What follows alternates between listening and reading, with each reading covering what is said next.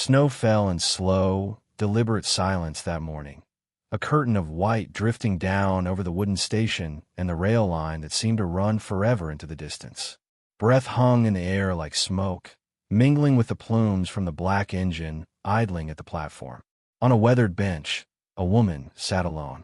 Her brown hair hung in a loose braid, and her face, though proud, wore the stillness of someone who had endured too much. A letter with a red wax seal rested in her lap, unopened, trembling faintly with each gust of wind. Beside her, a large leather bag sagged against the wood. She looked anxious, yet held herself upright, as though pride were the only garment left to her. From the drift of snow at the edge of the platform came two small children. A boy in patched clothes and a too-big hat clutched his sister's arm, while the girl in her blue wool dress pointed toward the waiting woman. The boy's eyes were wide, cautious. The girl, braver, held a teddy bear worn nearly bald by her grip. Both stood close together, side by side, staring at the figure on the bench as though she were a vision they had been warned about, but could not look away from. Behind them walked their father. His coat was long, brown with dust of travel, his step steady though his face carried the weight of years beyond his 35. Elias Boone moved through the snow like a man long used to hardship, every line of his jaw carved by memory and silence. He watched his children pointing, felt their unspoken questions pressing into him. His eyes flicked to the woman on the bench, and further beyond, to the courthouse wagon at the end of the platform, where the judge's men lingered like carrion birds. The wagon bore its cruel prize.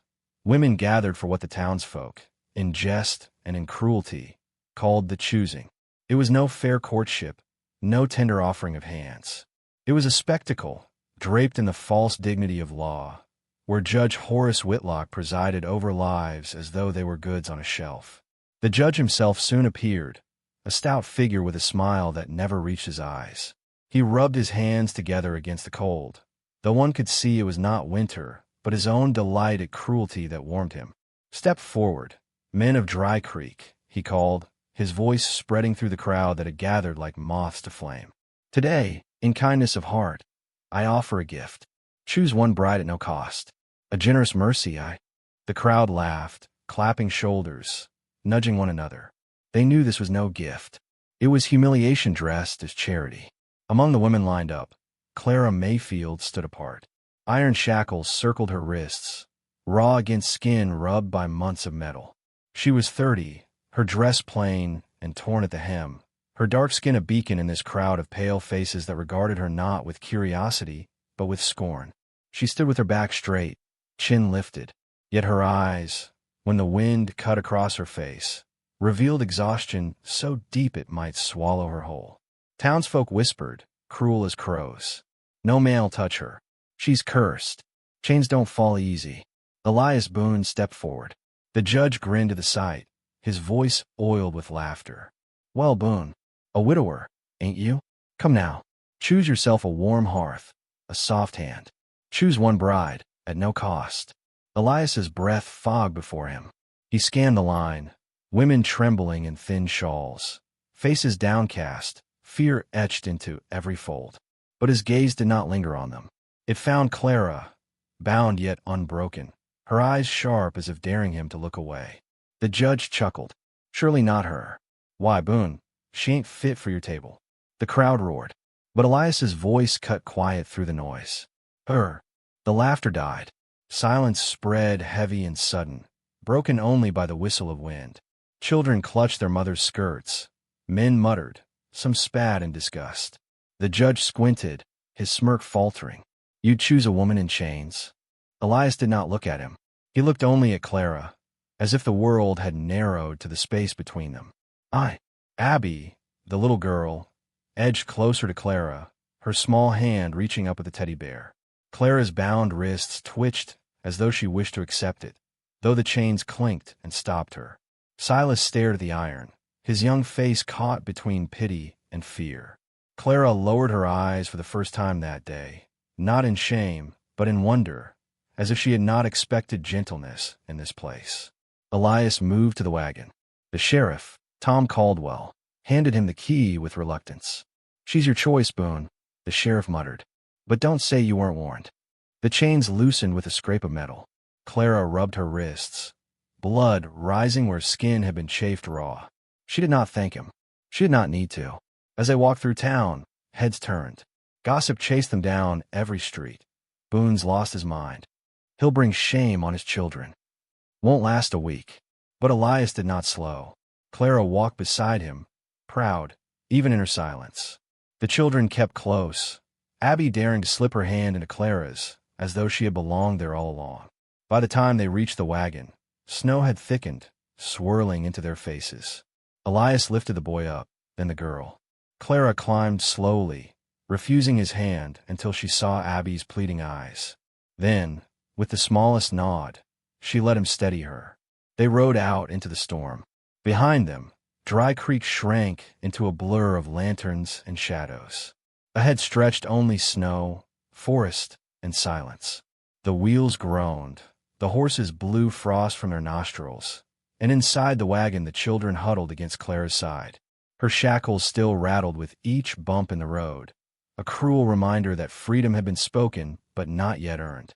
By nightfall the storm forced them to stop at a cabin Elias knew from his years of trail work. The roof sagged under snow, but it held. Inside, he built a fire, the orange glow fighting the dark. He gave Clara a blanket, rough wool but warm. She pulled it tight, but sat apart, still guarded. The children drifted toward her anyway. Abby fumbled with her braid, loose and uneven. Clara, after a pause, reached out, fingers rough, hesitant, and fixed it gently, her hands trembling as though she had forgotten the softness of such small acts. Abby smiled, leaning into her. Silas sat close, watching her wrists, the red marks, the chains that still hung. Elias watched from across the fire. Something in his chest shifted, heavy as stone, yet alive as a heartbeat. He looked down, ashamed at how the world had become so cruel that this moment, this simple braid, this small trust, felt like rebellion. The storm battered the cabin, rattling shutters. Then came a knock. Sheriff Caldwell stepped inside, snow clinging to his coat. His face was grave. He closed the door behind him, silence heavier than the wind. "Boone," he said, voice low, "you've made a dangerous choice. Folks won't forgive it." Elias's hand hovered near his rifle. Across the fire, Clara lifted her eyes, meeting his. Her voice was quiet, steady. "They'll come for me." Elias stared into the flames, the crackle filling the silence. His children huddled closer to Clara, as if instinct already knew where safety lived. And in the firelight, Elias Boone's jaw hardened, not with certainty, but with the heavy burden of a man who knew his next days would test every ounce of his soul. The storm broke by morning, but in Dry Creek the whispers had already taken root like weeds in a field. Word traveled faster than the thawing wind. Elias Boone had chosen the woman in chains. At the tavern, mugs clinked with cruel laughter. On the church steps, women drew their shawls tighter when Clara passed, whispering behind gloved hands. Even at the schoolhouse, where children ought to have been kinder, Silas and Abby felt the sting of mockery. "Chain girl's mama," one boy sneered, and Silas balled his fists, ready to strike until Clara's gaze stopped him cold, a gaze that carried not anger, but the steady weight of survival. Elias heard it all, every whisper scraping against him like burrs on his coat. Men spat near his boots, daring him to fight, but Clara's quiet presence often stayed his hand. There was power in the way she lifted her head, in the way she refused to bend. He began to understand that strength was not always in fists or rifles, but sometimes in the grace of not breaking when the whole world demanded it. Life at the ranch was harsh.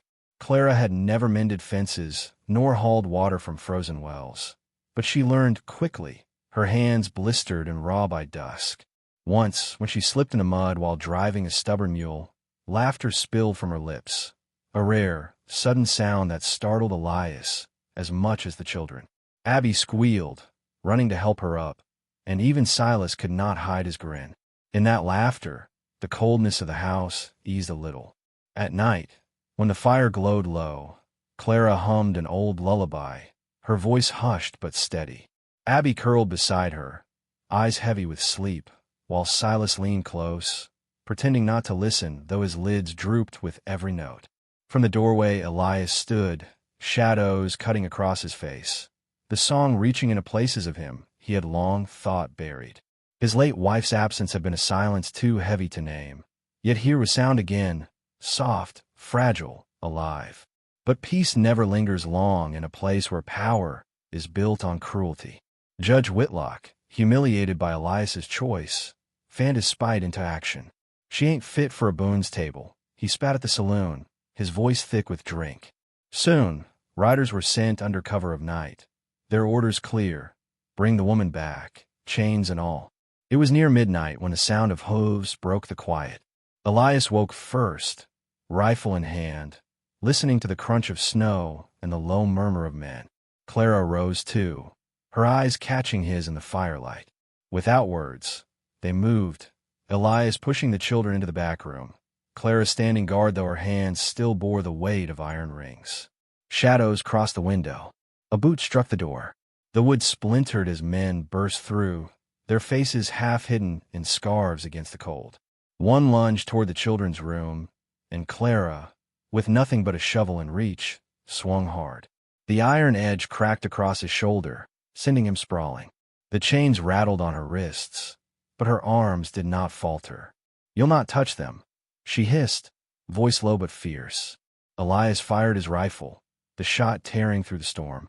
Another man fell. In the chaos, Abby's cry pierced the night, small and frightened. Clara stood over the children, breath ragged, ready to fight again though outnumbered. Then came the sheriff. Caldwell stormed in, pistol drawn, eyes wild between duty and conscience. For a moment the world hung still, law against justice, silence against screams. Then Caldwell fired, his bullet striking down one of Whitlock's men. The others, seeing the tide shift, scattered into the storm. The cabin was left trembling in the hush after violence, the fire flickering against walls scarred by smoke. Clara's shovel slipped from her hand, clattering to the floor.